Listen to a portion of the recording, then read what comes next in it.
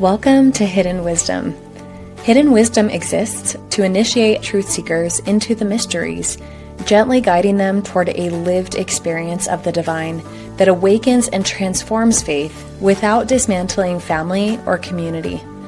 This work is about faith renovation and expansion, learning how to inhabit your spiritual foundation more fully, allowing for depth, relationship, and wisdom to grow over time. I'm your host, Megan Farner. Here we explore Christ-centered esotericism, spiritual discernment, embodied wisdom, and the path of initiation, so your faith can mature, deepen, and become more alive. If you're seeking more and wanting to grow with care and integrity, you are in the right place.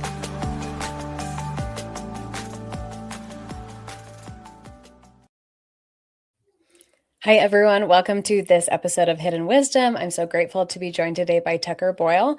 Tucker is a longtime teacher of the Christian scriptures and a guide for those navigating the often complex journey of faith transformation.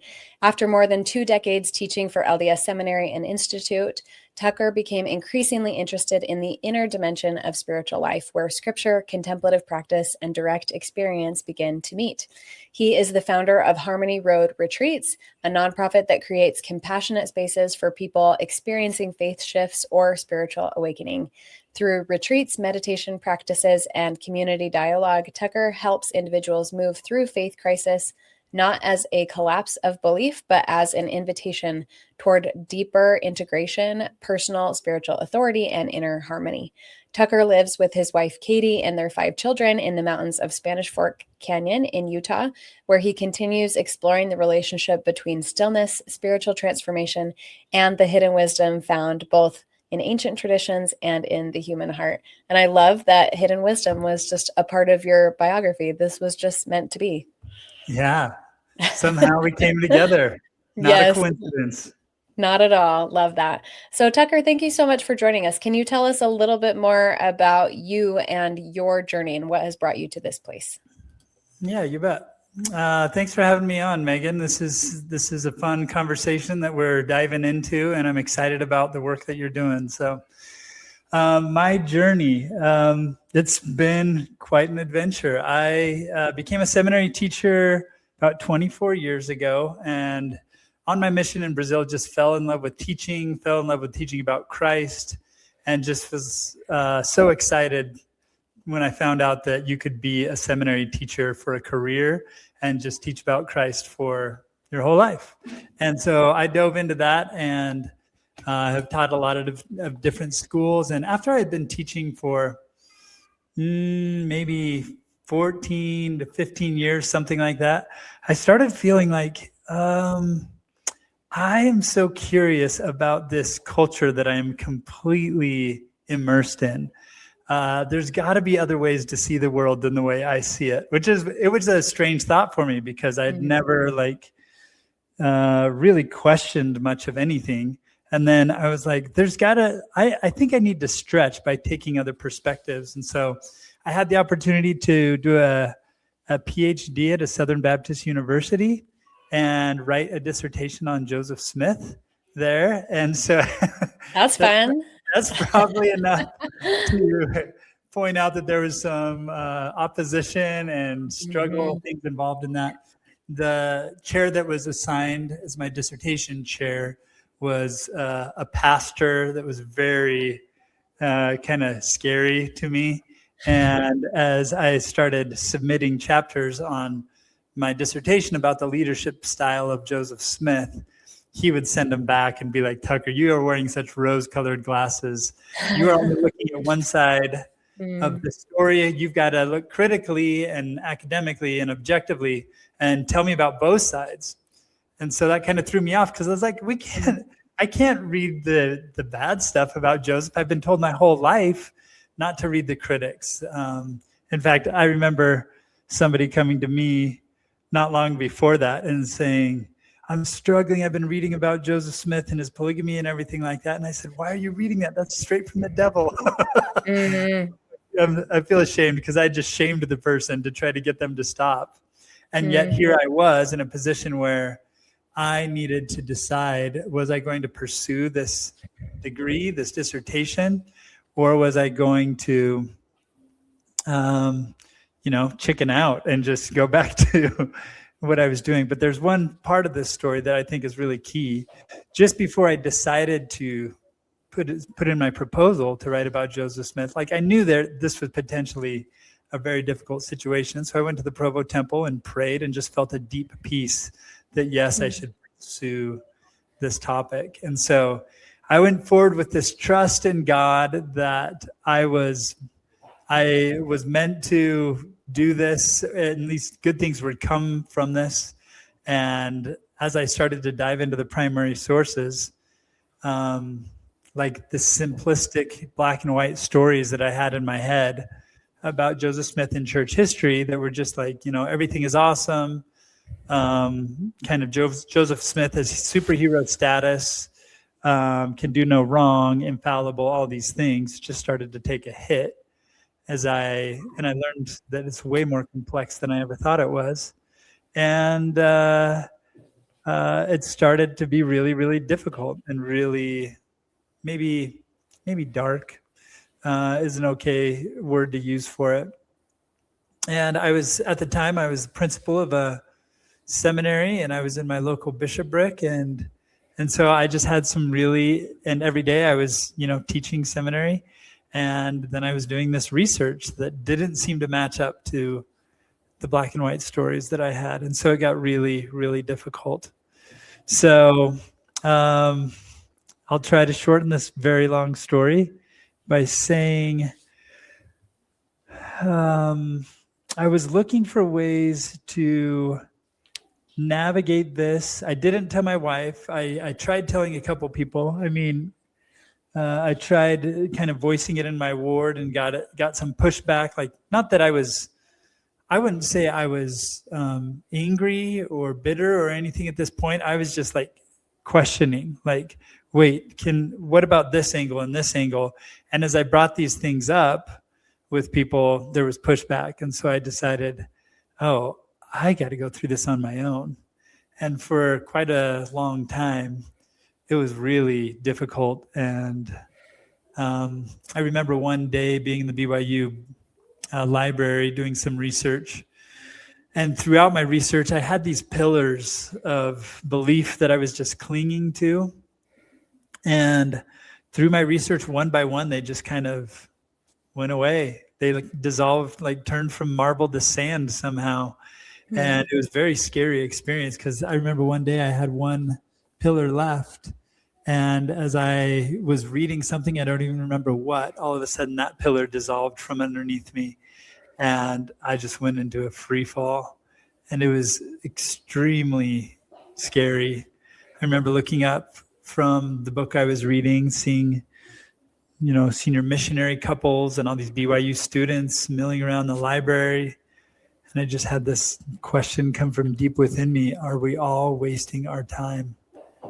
And that included me, and everything that I'd done in my life up to that point. And it was very challenging because that question just kept kind of echoing inside me. And forged on in my research. There's a lot more to the story, a lot more detail to it, but to kind of get to the end of this part of it, toward the end, I was just so angry at my chair. A lot of the discomfort that I was feeling, I would reflect back onto him, why is he making me go through all of this? He would be like, Tucker, tell me more about Joseph's polygamy, or tell me more about this. Even things that didn't seem to be related to my topic, but he knew they were kind of difficult issues. He would push me in that direction. And one morning I got up and I was just so angry at him. I remember I prayed and read my scriptures and, went to the temple and did everything as hard as I had ever done in my life, but wasn't feeling a lot of resonance in those practices as I was experiencing some deconstruction. And so I remember one morning praying and saying, Heavenly Father, I know the Book of Mormon says I shouldn't have the spirit of contention because that's of the devil, but I am so angry at this man that is making me go through all of this misery. And I got in the car and I put in a talk by President Uchtdorf at the time. And he said something like, if God is with us, who shall be against us?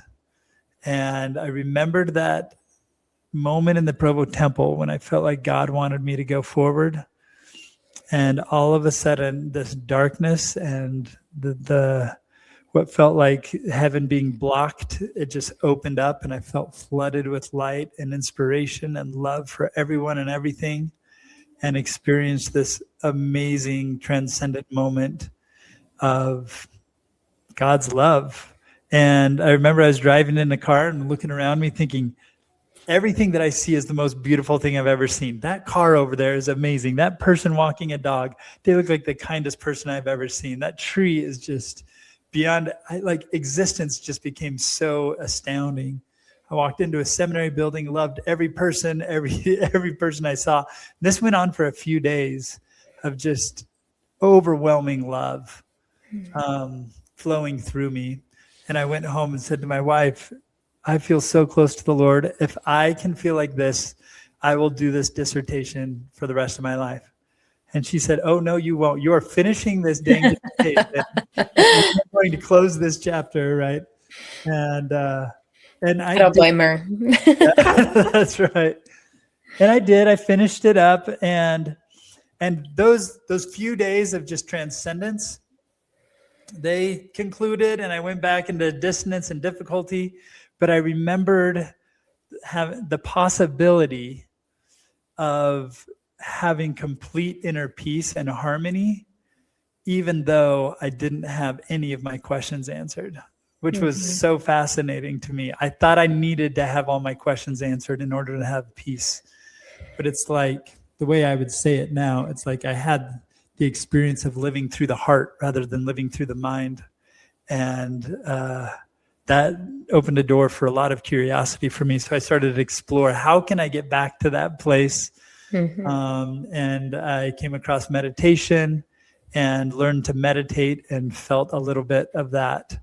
Not right as I began, but as I kind of learned the practice, I started to feel touches with that light and love, and became very passionate about helping other people that are in dissonance find that. I call it harmony, living in inner harmony.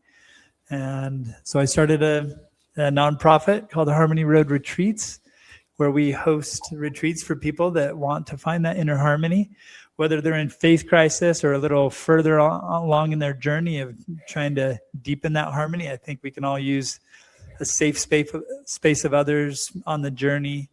And so we kind of practice group, safe space, talking through where we're at, and then also individual things, so that we can kind of co-regulate the nervous system in the group, and then self-regulate the nervous system with our inner practices. So that's what we practice doing, and it's a great time. Well, I love that, and I definitely want to talk more about your retreats that you do, because that sounds awesome.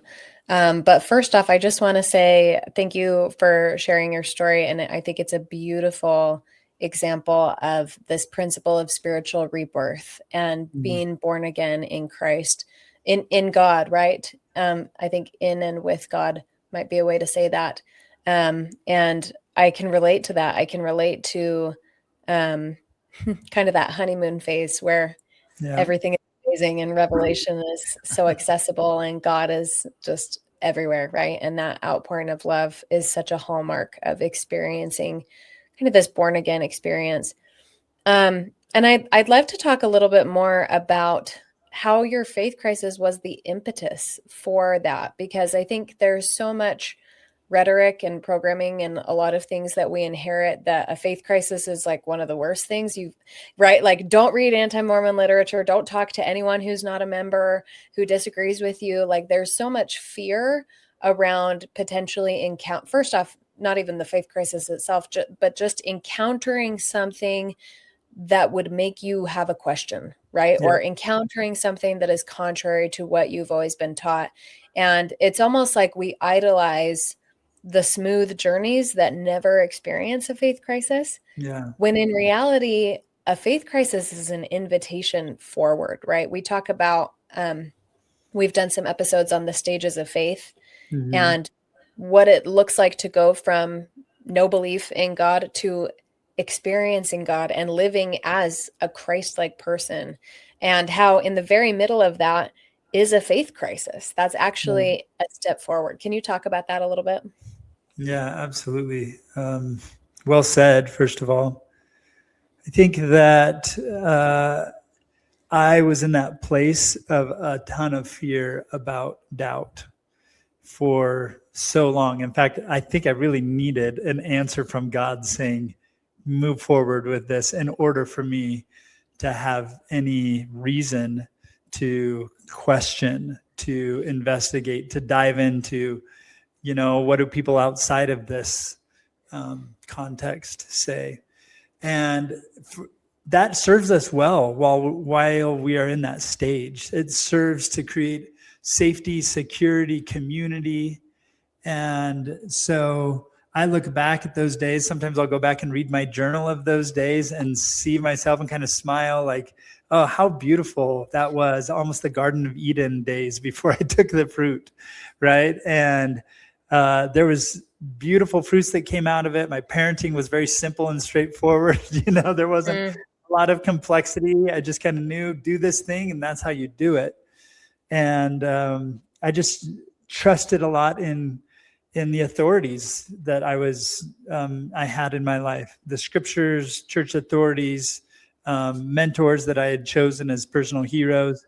And I just kind of navigated life by their advice, right? Mm-hmm. And then moving into the faith crisis and the turbulence, like I was like, where are my authorities? Not that the authorities that I had before were bad in any way. I just didn't see them talking about having had the experience that I was having. And so I was like, where do I look for people that have charted this terrain that I'm in? And I wasn't finding a lot. And then the first person that I came across was Thomas McConkie's Navigating Mormon Faith Crisis, as he talks about stages of faith in there. And the message that came across to me that felt life-saving was, this is forward movement rather than backsliding. Because all the other messages that I had heard was like, get out of there, don't go there. This was during time where a lot of the messaging in the church was like, if you have doubts, that's the wrong direction. Mm-hmm. And so there's some dissonance between those. And my whole life that had worked for me to like step back from those doubts. And in this current situation, you can tell I was between a rock and a hard place. There was nowhere to go if I was going to trust that answer that I got from God, but into doubt. Mm-hmm. So let me just say this. I don't have any judgment right now for anybody that avoids the doubt, that avoids the questions. That's just, I had to be like pushed into it virtually. And so I understand, why you would stay in that space. And yet my faith crisis and moving into doubt and then having kind of the shattering and then finding a new way to be in the world is the experience I am most grateful for in my entire life. It is the most precious thing that has ever happened to me, because there's a closeness with divinity, with God, with Christ. There's a fellowship of this suffering, of Christ's suffering. Not saying that I'm like Christ or have suffered to that degree at all, but there is suffering that you find there in that space that opens you up in ways that you couldn't be opened otherwise. At least for me, there were a lot of people that I didn't see and understand before my shattering. Like I remember neighbors that I would judge and think, why are they that way? Why don't they just, follow their yellow brick road? This is really easy. And then after the shattering, I was like, oh my goodness, I wanted to step toward people that were struggling, that were questioning rather than away. And so I just started to find these gifts coming up, even though there was complexity and dissonance and difficulty, there are all these gifts that came along with it. So the gifts for me are far worth it, really worth it, compared to the pain. Although when you're in the pain, you can't really see the gifts yet. So it's a beautiful process. Right. I think this really kind of goes along with what I would term a universal law of relativity. That means that nothing is innately good or bad, right? And it's all about perspective, and everything has both. There's always something good that we can gain from challenging experiences. And usually most good experiences have a little bit of pain to them, right? Like there's a bitterness there. So being willing to engage with both sides and recognize that this is the process. It's death and rebirth. You have to, it's another metaphor you could use is going through childbirth. That's a metaphor that Christ used to describe his own sufferings, right? That yes, there's pain and there's labor and it's challenge and you suffer unto death, but there's new life on the other side. And that new life makes it all worth it. Do you have any comments? You've touched on this. I've heard it, but I really want to emphasize it. And I wonder if you have anything that you would add to this. Just the fact that God and the answers that you were getting from God directly invited you into a faith crisis. I think that we don't talk about that. Like we tend to think that the answer that God is going to give me is always going to be the easy path that keeps me right here in the church, feeling really comfortable. And that was not your experience. Do you have any thoughts on that? Well, my first reaction is gratitude for that. I think as I went through that, one of the complexities that I faced was, I've been seeing discomfort as a sign from the Spirit that was the wrong way to go. And that has been flipped on its head for me, where discomfort is maybe an invitation into growth, into transcending whatever frame I'm currently holding that is keeping me safe and secure and comfortable. And that's something that I really learned there. Not at first, right? I felt like all the discomfort was bad. I had my black and white mindset still and my good and bad mindset.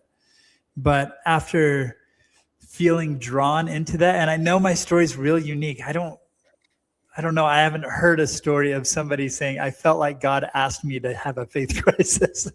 But I don't know if we would term it that way. But you look at the breadcrumbs along the way. I think it actually frequently does lead there, right? Absolutely. And now the way I see it is Christ is often like if we were to draw a circle or maybe a map. Ancient medieval maps used to have like dragons around the edges of them, right? The unknown. And that's kind of how my map was in the world. Like stay in the center of the map. Everything is safe here. And don't go out into the unknown. There's Elsa from Frozen 2 right there, right? And don't go out there because that's where the dragons slide. That's where danger is.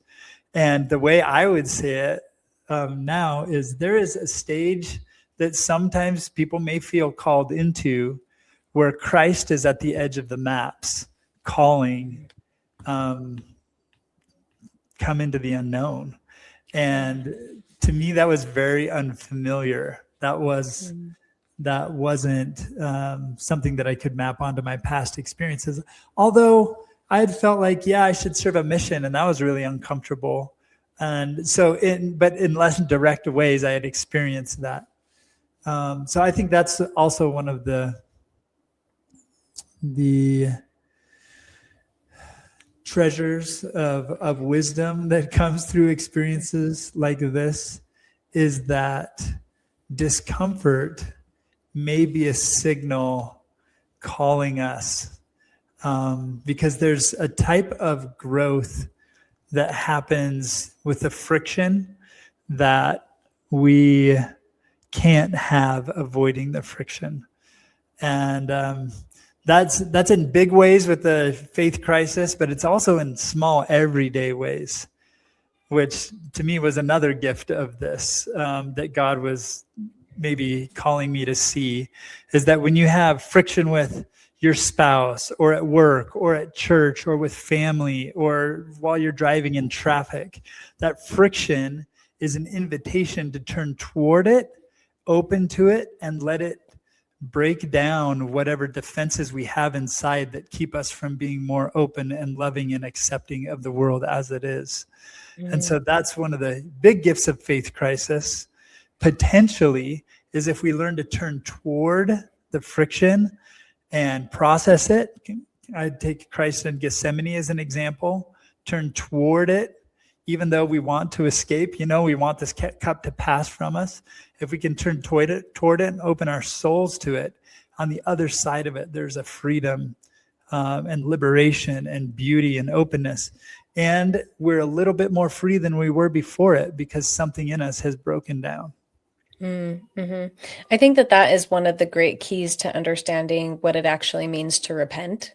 I think repentance is really much more about a process of healing than it is of just about anything else. And the tension that you mentioned, oftentimes I think comes in the forms of feeling triggered, right? You mentioned driving, like road rage, right? Like that is a silly example maybe, but it's also a very real one that says, we can look at it a couple of different ways. We can externalize it. We can get angry. We can resist.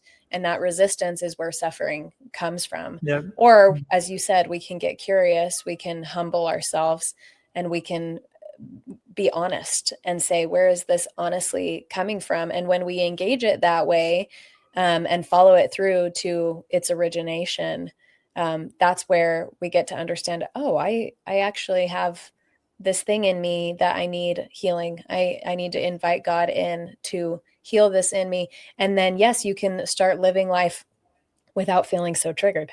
And I think that's something that we don't even conceptualize. We just think this is just a part of life as I get upset about stuff. But Christ showed this example that we don't have to live life that way. We can live in a place of surrender and submission, that even if the most horrible things happen to us, we can maintain the peace, right? And I love how you pointed that out in your story, that your circumstances hadn't changed. You still were in a precarious situation that was challenging your faith. You felt called to move forward. And it had been causing so much dissonance and pain, but your consciousness shifted to a point where you were no longer bound to that suffering. You now could experience peace, even though nothing had changed. I love that. Yeah.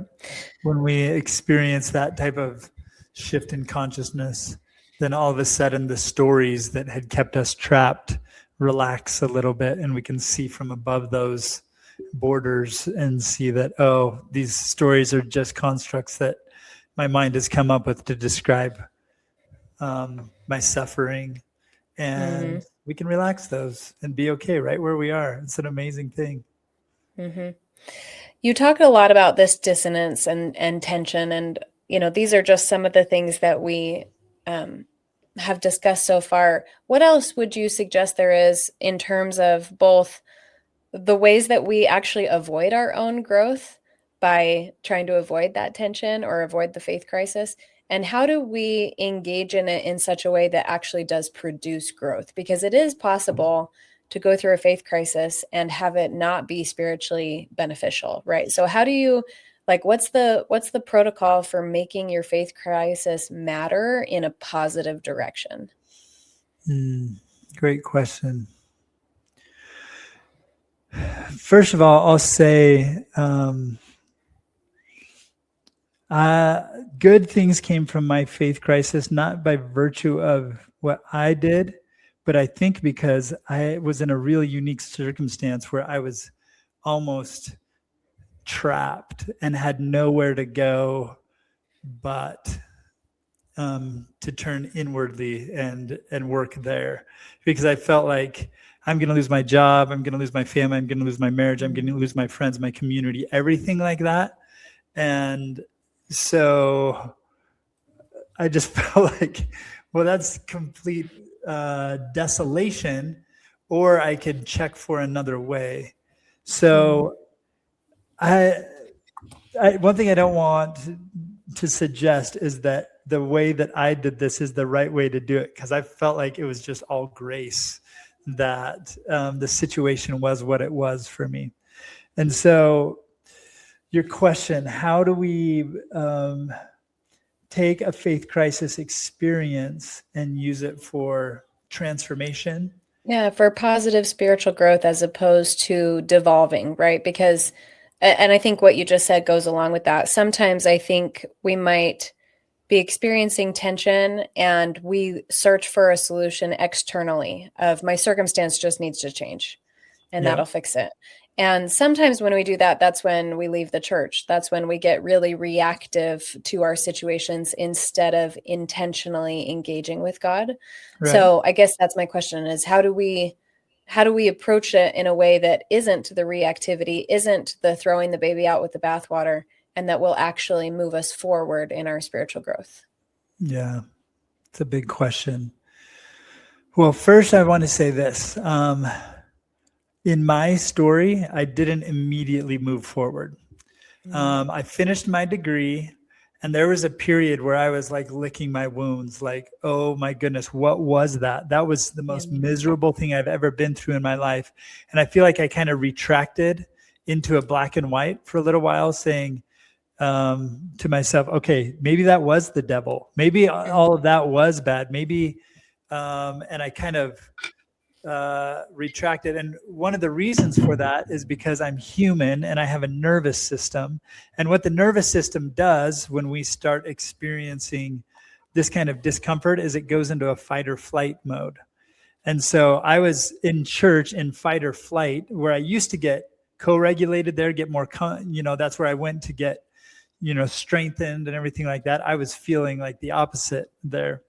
Same with scripture study. I used to feel co-regulation with scripture study, go there for comfort, but now I would read the scriptures and be deconstructing what I was reading. Well, this is based on this assumption, which is based on this, and it was miserable. So I'll say this. It is absolutely natural to retract when you first experience this type of scary dysregulation in your community. And that might be a human survival instinct that I don't want to say that's wrong or that's bad. Sometimes as humans, we need some time to acclimate to a new way of being. And I did. And it wasn't until I kind of read Thomas McConkie's book and David Osler's Bridges book and started to read some other books that I was like, oh, I went through a faith crisis. And I started to see that it's safe to move forward, that I confidently started to move forward. Does that make sense at all? And so one thing that I don't want to do is when I look at other people's stories and I was like, oh, they left the church or they did this and they should have done this.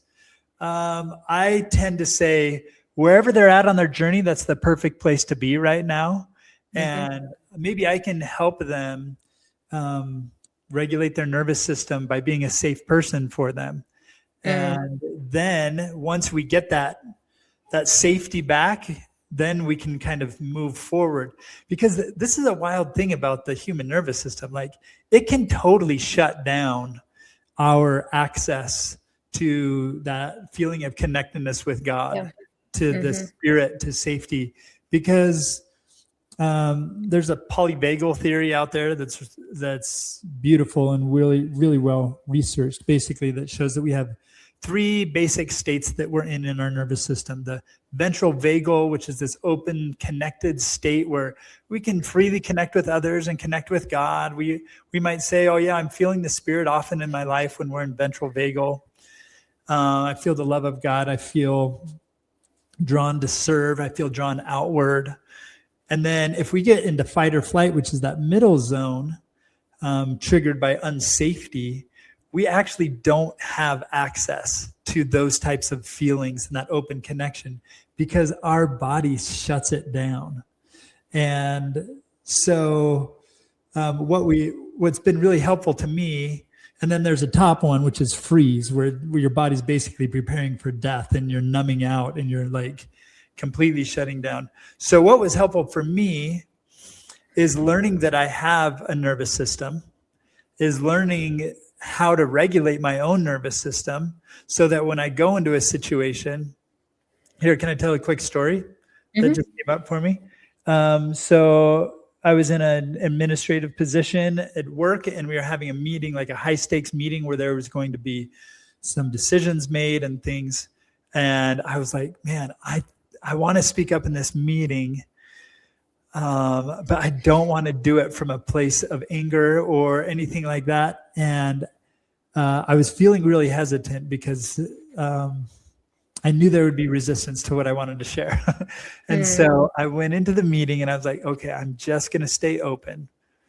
And I love the book Power of Now by Eckhart Tolle. He teaches about feeling your inner body to stay in the present moment. And I decided I was going to practice that, just feeling the energy in my body while I was sitting in this meeting. And the meeting started, and right off the bat, this controversial topic came up, and people started giving opinions, and I had this opinion that was, yep, it was like, whoa. And I want to share this, but I also could tell that I didn't have the words for this at that time, but I could tell that I was tempted to go into fight or flight and share it from there. But at the same time, I was like, I need to stay with this inner body so I can be in a place of harmony when I share this. And so I kept doing this meditative practice while I was sitting in the meeting. And then there was this beautiful moment that opened up where I just kind of naturally raised my hand and shared, and it was well received. And I was like, oh my goodness, I didn't even know that that was possible to happen.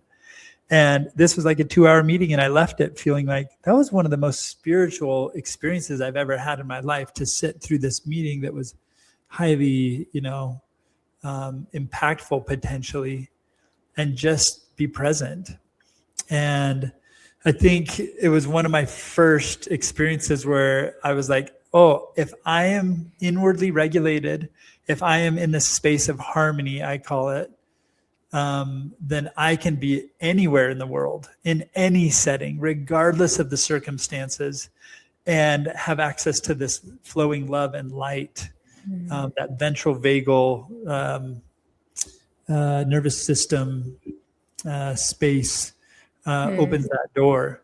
And so one of the things where a lot of people struggle, I think, with faith crises is that they haven't had that experience or known that faith crisis. And we use that word a lot, and sometimes, or that phrase a lot. And sometimes we think my faith is in crisis, where it's actually your nervous system that's in crisis.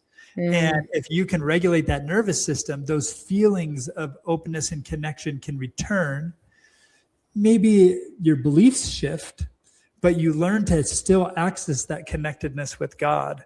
And that's, you pointed to this in your comment. Like, I think that's the sad thing when people go through a faith crisis and the church and God and everything beautiful that they've experienced is all clumped into one package. And they're like, oh, I have to turn away from the whole thing. And I actually don't blame people, because that's often the language in church. It's like, it's all or nothing, right? It's in or out. And so, but learning to like self-regulate, to manage that nervous system, you can actually sit in places of complexity and then be in a state of peace and harmony, even if, whether it's Sunday school or a meeting or a family get together where opinions are voiced that, might be hurting somebody that's not there, or whatever it is, Anyway, that was a really long answer to your very short question. No, I love it. And I'm glad you brought this up, because this is huge. And this is something that I didn't know for the longest time. And I don't think we do. I don't know. Somehow anatomy just and physiology just didn't really get a spiritual perspective on it. Right. And so we fail to recognize how important the body is to our spiritual experiences, to our faith, and to our growth, right? And so grateful you brought this up. But yes, I see the nervous system as an interface between two layers of our spiritual body, right? And like our spiritual body, meaning all of us, our physical, mental, emotional, all of these things. And the nervous system is interesting because it sits kind of in between just the physical matter of our body, like what's there when someone has passed away, right? And you go to the funeral and you see the cat, like that version of the physical body. the next layer of our spirit body, which is our internal systems and processes, like all the hormones that are producing, our hearts are beating, we're breathing, our brain is firing, you know, all of these different things.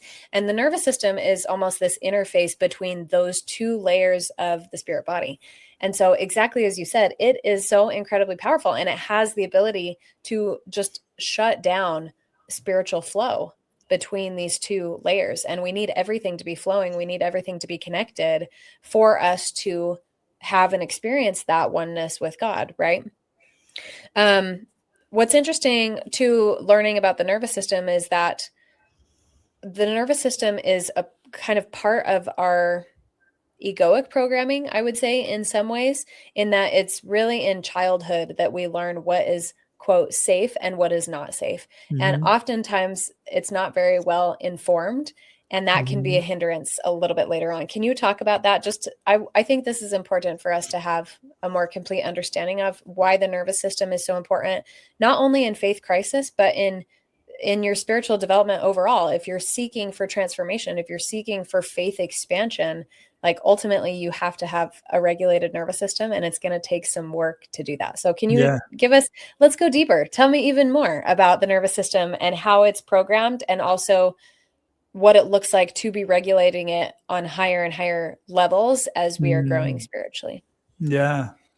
So I'll tell one more story. I guess I'm a story guy, but I was in another meeting before I kind of understood more of this, where I did speak up in a situation, and all of a sudden, like after I spoke up, I felt like I had said it kindly and everything like that, but my heart started pounding out of my chest. I started to like breathe really shallow, and I felt like I was having a heart attack.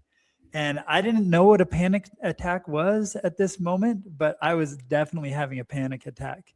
And it was an online meeting. I stood up, I walked around my office, and I was like, what is happening to me? Do I need to go to the hospital right now? And what had happened is I had made a comment that violated the conditioning of growing up. And there was a part of me on the inside that was like, oh no, we don't do that. That is outside of the acceptable rules of this group that you're a part of. And so this can get even more complex, but internal family systems therapy talks about many parts that we have of us. And there are different parts that kind of get stuck at different ages of our life from different experiences. And those parts, if they get triggered, they have access to the nervous system, and they can pull the fire alarm and speed up the heart and everything like that. And we might not even realize why, right? All we feel is just a panic attack. And so what I've learned is learning to recognize those signs early, practicing mindfulness, practicing being in the body and watching what's rising up from the perspective of an observer, right? The observing self or the witness. That is vital. And that takes a lot of practice to be able to feel a disturbance coming up and see it before it takes the steering wheel and drives the bus at 80 miles an hour down a residential street. So that is a slow process of just, but if you can see that coming up, then you can breathe, you can ground, you can do practices that help you. Oh, here's my body reacting to this. And that's going to take practice and take time. And it's also probably going to take some inner work to find those parts of us that have the triggers, that have been working to protect us for so long, and to sit with those and sit with the discomfort and process that so that those parts of us can mature and grow and maybe even take on different roles inside of us. So that's a whole different topic we could talk about with the approach of IFS therapy, but Richard Schwartz has done some amazing things with that. So Yep, highly recommend that. His book is No Bad Parts. No Bad really Parts. Great. Yeah, and there's another one. I can't remember the other one. That is You Are the One That You're Looking For. And there's another one that's Christian-based called Altogether You. Just all great things. Yeah. having, I think, a foundational understanding that you are not your thoughts, you are not your body. That feels so foreign because we're so used to identifying as our thoughts, as our body, right? But that the truest iteration of you is outside of time and space, is one with God, right? Like it is Yeah. your divine soul. That is who you really are. And so being able to step back to that place, which I think that being able to witness, right? And just Yeah. observe curiously and say, oh, my body is experiencing this right now. I wonder why. Like that is Yeah. developing connection with your most authentic self, who is, yeah, it's almost like I think of a video game. That's kind of what comes to mind, right? Yeah. And then Yeah. when people are playing video games, it's like video game inception because life is a video game. Anyway, that's a little Yep. bit ridiculous to Yep. go down that No, I like it. No, that's route. really good. Cool. Yeah. So tell me a little bit more about nervous system regulation. You mentioned some of the techniques. First off, IFS, being curious about the different parts of you that exist that are getting triggered, that are pulling the threads, making you feel like a puppet sometimes, maybe. Yeah. Tell me a little bit more about what you do at your retreats when, there's kind of this element of co-regulation and self-regulation. What are some of the Mhm. techniques and modalities that you recommend and that you teach to help people expand their nervous system, right? Because we all have these things that shut us down, that Yep. shut down our connection. And the goal is, well, I won't say what the goal is. My goal, what I would like, is Yeah. to be able to approach life in such a way that I don't get phased by Mm. anything. That would be Yeah. amazing, right? Yeah. So this is something for us to be aware of if we would like to live life like that. So what are the things that you teach? Beautiful. I mean, we do many different things and help people find kind of what resonates with them. So we'll teach meditation. We'll teach meditation, different techniques, anchoring to the breath or anchoring to the inner body, like Eckhart Tolle, just kind of the inner energy in the body. We'll teach grounding. We'll do some type of chants together if we're in a group to help with that co-regulation. And we do a lot of different things, but one of my favorite things to do is just getting really practical so people leave the retreats with tools. Let me give an example. Maybe we could even go through one together. Is that Yeah, okay? let's do it. Let's do it together. And I'll just invite everybody listening to call up a recent time when you felt the discomfort come up and kind of take over. And I'll just recommend that if we're on a scale of 1 to 10 of being triggered, let's not do the 7, 8, 9, 10 in this practice. Picture something that we can work with this initial one that's like between 1 and 6 on the scale of intensity. But maybe a recent time when you felt like you might have gone into fight or flight mode, or you might have been triggered to a degree that it was difficult. And as you think of that, we're not going to go deep into the imagination first. For this practice, let's start first grounding and then coming to that.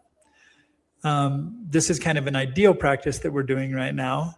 And then we could do a practice where it's flipped. Well, what do you do if the switch has already been flipped and you're already fight or flight? But let's just explore the ground right now, starting from presence. So I'll just invite everybody listening to just kind of feel your feet for a moment. You can do this with eyes closed or just by softening your gaze. And just notice the sensation of being alive and having feet. As you focus your attention there, like oftentimes the nerves respond to the attention, and you'll feel more energy in your feet, maybe some vibration.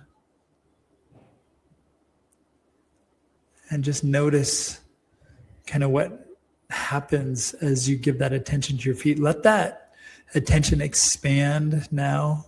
Maybe notice your legs. Notice the life, the energy in your legs. Notice your torso. And if you're noticing these spaces and seeking to just relax into the energy that's there, we're not striving. We're not concentrating with grit to come into connection with these parts of the body, we're relaxing into it. And so if you're having a hard time connecting with that part of the body, take a moment to breathe deeply and to release any tension that's in that part of the body. Relax and see if you can feel some energy come up. Notice your shoulders, your arms, your hands, your fingers. See if you can relax into an awareness of the life energy that's there.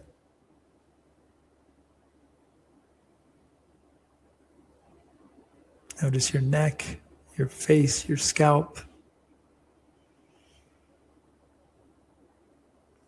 And then see if you can just notice your whole body as one unified field of energy and presence.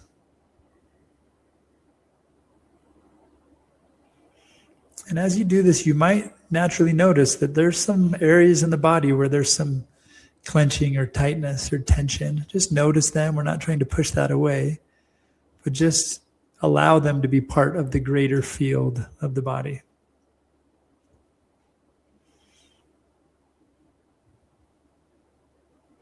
And now I'll just invite you to call up a recent experience where you felt tension, maybe triggered, maybe some fight or flight response. Picture where you were, the environment, setting, the players,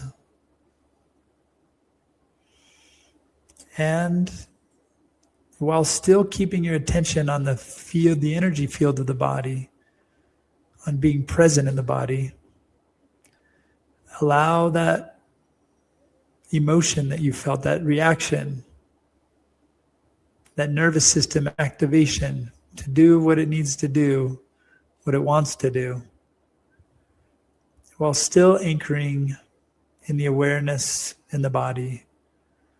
Notice your feet, your hands, your face and scalp. And let your breathing be calm and slow. Breath is a great way to send a message to the nervous system that all is well, that there is no actual danger here. It's just a response triggered by parts of us that want to protect us. So while noticing the broader field of energy in your body, also welcome the response in the body, maybe the tightness in the belly or in the shoulders, some type of restriction in the chest. And continue to breathe slow and deep.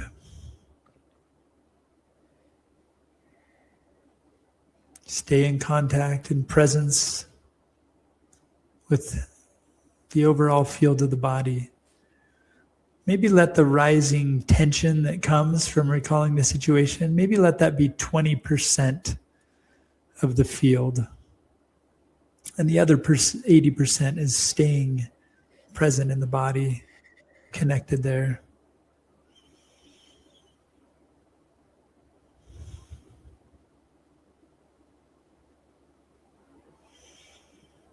And let the body integrate. Keep your awareness wider than just the disturbance that's arising, while not turning away from the disturbance.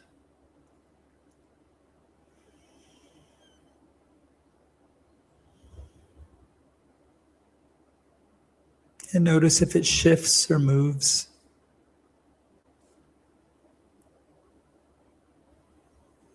You can be curious of where it is in the body, its shape, its intensity. If it wants to pull in and contract, let it contract, while still staying anchored to the wider field. If it wants to expand, let it expand, while staying present in the body as a whole.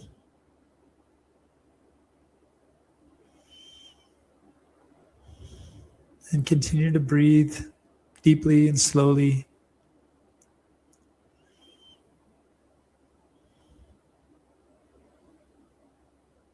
and notice what has shifted, what's changed. And if you'd like, you can pause this podcast and sit with this as long as you'd like, just keeping awareness in the body, allowing the disturbance to integrate and flow. And maybe like a wave, you'll feel the wave rise, crest, peak, and then fall and subside.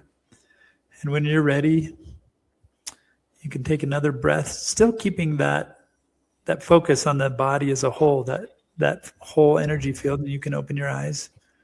Come back to the moment and just notice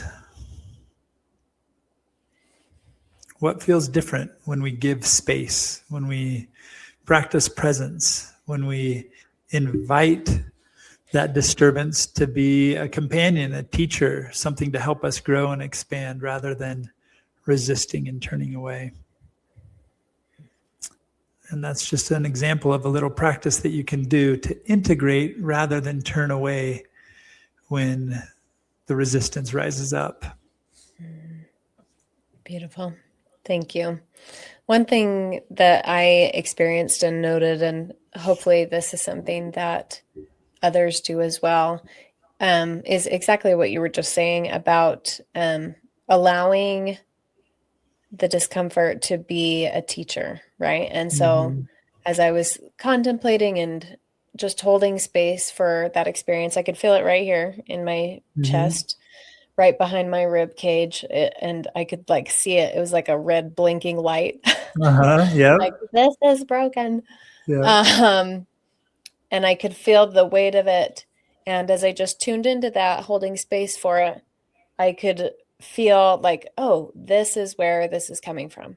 This has to do with a wound that you have, and and I kind of received the download of like, oh, this is where that's coming from, right? And so this is a great way for other people to do the same, of not like when you make space for it, space gets filled, right? Yeah. And so if you're making space with the intention of receiving something beneficial, whether that be healing or instruction or insight, God is going to fill that space for you. And it can be a very beautiful, beautiful experience. Yeah. So thank you. That was great. Yeah, you're welcome. I hope that's helpful for people. That's what I often practice doing when I am in various settings. Sometimes I remember, and sometimes it's flipped, like I said, where all of a sudden I feel my breathing getting more shallow and constriction. I'm like, oh, it caught me, Yeah. And then it's just deepen the breathing till I can get to that place where I can feel my hands and feet and embody is what I call it, embody a little more. And then you're able to move through. And you can even do that while you're in the middle of the conversation. Just notice the wider field and see what happens to your level of consciousness, your ability to be present and process life that way. It's a really beautiful practice, and it conforms so well to, I think, the true pattern that is we have to descend before we ascend. Yeah. Usually when we're confronted with something unpleasant, we just want to ascend, right? Like we want to get over it. We want to get out of it. We want to distract. We just want it to be done. And in reality, usually we have to go deeper. We have to go deeper into the body. We have to go deeper into the subconscious. We have to go into the mystery, right? We've got to go past the dragons on the map. And when we're willing to do that, we are engaging the process in a way that is expansive. And there will be an ascent, right? Like there will be that integration, that new life, that rebirth experience on the other side. Yeah. And we could even call it an at-one-ment, right? Yes. And this is the path that Jesus was marking out for us, to become at one with ourselves, with others, with God. Those little dividers that are living inside of us need to be approached, felt, processed, integrated. We need to say, I know, let this cup pass from me, but nevertheless, not mine will, but thine. I think the modern way to live is to like divide and conquer, like find your team and then conquer against other teams. And when those disturbances come up, we might have that impulse to be like, who's making this happen? And let's divide and conquer. But Jesus's response was like, when things come up, watch and pray. Like watch inwardly what's coming up, and then pray, not my will, but thine be done, or some sense of that align with God's will here. And then allowance, surrender. Yeah, absolutely. And so, yeah, it's a beautiful practice that I'm excited to continue improving in my life. Yes, absolutely. Yes, the work is never done. Always more opportunities to go through these death and rebirth cycles. Well, can you tell us a little bit, just any closing thoughts, and also where people can find you? And if you have any upcoming events, we'd love to hear that. Yeah, you bet. So harmonyroadretreats.com is our website that we have for these retreats. And feel free to jump on there. And we have a retreat at the end of March. That's called Finding Harmony in a Faith Journey, in your faith journey. We have in April, we have a semi-silent retreat where we help people really focus on finding stillness themselves. And that'll be really, really beautiful retreat in April. And then May, we have another Finding Harmony in Faith Journeys retreat. And we'll just keep putting them out there as long as it's filling a need for people. So we'd love to have anybody participate that feels drawn to it. Absolutely. Thank you so much. I'm so excited about this conversation, and I appreciate your wisdom and your story. If anyone is interested in going deeper, I also wanted to recommend on the Hidden Wisdom app, we have several pathway programs that I think are really applicable to this conversation. We have the Way of Awakening, which opens with what is happening when your faith is growing, right? And you might feel like you're in a crisis type of perspective. We talk about the stages of faith there as well that were mentioned earlier. And then we also have the Way of Death and Rebirth that's talking about this very process of being willing to, well, first off, recognizing when am I being invited into a death? And that is when we're losing certainty, when we have questions about our identity and we don't seem to fit where we used to, recognizing those for what they are, and then being able to consciously engage with them through and with Christ, and in a way that allows us to deepen, right? To go into a state of surrender, to relinquish, and then to be reborn on the other side. And that is the path of transformation. It's continually going through that creation, fall, atonement pattern that we discussed here. And you do it many times, and it doesn't get easier, but the rewards get better. The deeper you go, the greater the rewards on the other side. And it gets familiar. It gets familiar. Yeah. Yeah. You're like, okay, I've been here before. I know I've got to surrender. And if you're me, I'm like, well, I'm going to whine about it for a little bit and then I'll surrender. Yep. And God's okay with that, because they know that I'll do what I'm told. But anyway, be sure to check that out. I'm also producing, it will be coming out in May. We're going to have the Way of Healing, which is this process of deep repentance. And we're going to talk about many different modalities for regulating the nervous system, for repenting at that deep, even the subconscious level, of removing the root of the thoughts, the feelings that produce the behaviors that are not beneficial to us. So if any of that is interested to you, again, you can find out on the Hidden Wisdom app. And yeah, I hope you'll take a look at that. Thanks again, Tucker. This was a great conversation. Thanks for having me. If this hidden wisdom resonates, it's because this path is meant for you. The Hidden Wisdom app is our primary gathering space for truth seekers who want their faith to awaken, transform, and expand within a steady and grounded container. Inside the app, you'll find pathway programs, libraries, community support, and daily invitations designed to help spiritual transformation unfold gradually, layer by layer, so that your faith remains rooted even as it grows. You'll find the app linked in the show notes. This is where your journey continues.